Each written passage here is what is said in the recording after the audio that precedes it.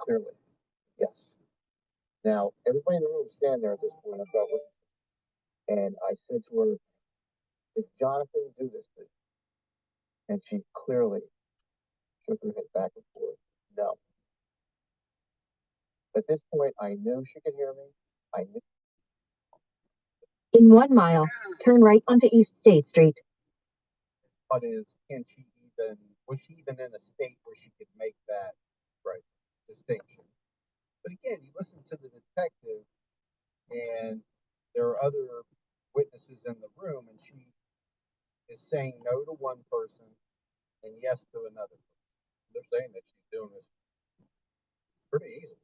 She's even moving her arms around. Right. But the problem is, as we move along and as Joan recovers somewhat, I mean, she'll never recover.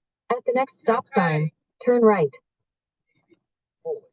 Right. But as she starts to recover from her injuries, she does not remember this at all.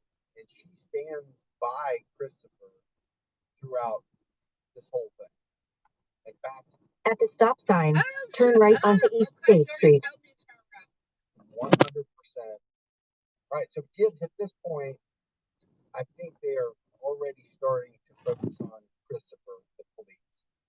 And they're starting to gather some evidence at the house. Yeah, I mean, they're looking at the house and they're realizing it doesn't really look like a break-in. In 1 mile, turn left onto Marshall Street. Because, well, obviously, the first thing they realize is that there's actually a key in the door. Right, the detective said that. Yeah, so that's a big thing right there. Yeah. And then they also realized that the alarm code was deactivated with someone using the master code, which is another big sign. And then on top of that, it was strange to them because they were able to reach out to the security expert, and they know what time the alarm code was shut off. But then hours later, somebody cut the phone cords, and they know what time the phone cords were cut because of the at the next light, turn left. Feedback to the security office, so they know exactly when that occurred. The police detective also noted that Christopher's mom's purse was intact, her wallet wasn't stolen, it was laying out on the countertop. The father's wallet was still laying on the dresser. So if this was an act of theft. At the light, turn left onto Marshall Street. I mean, if they were caught in the middle of trying to steal things, it didn't add up. Yeah. But somebody tried to make it look like a crime because. Well, it was a crime. Well, yeah, a robbery. Someone tried to make it look like a robbery, but they did a really bad job.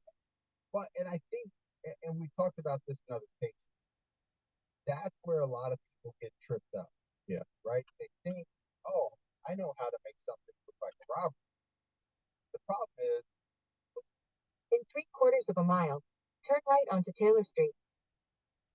Like 100 times smarter than, because they've seen it hundreds of times. They know what real robberies and real crime scenes look like. They're pretty good at spotting situations where we're trying to force or make it look like. Right. And I think we had that last week on Pamela Smart. So to me, that's a big deal, right?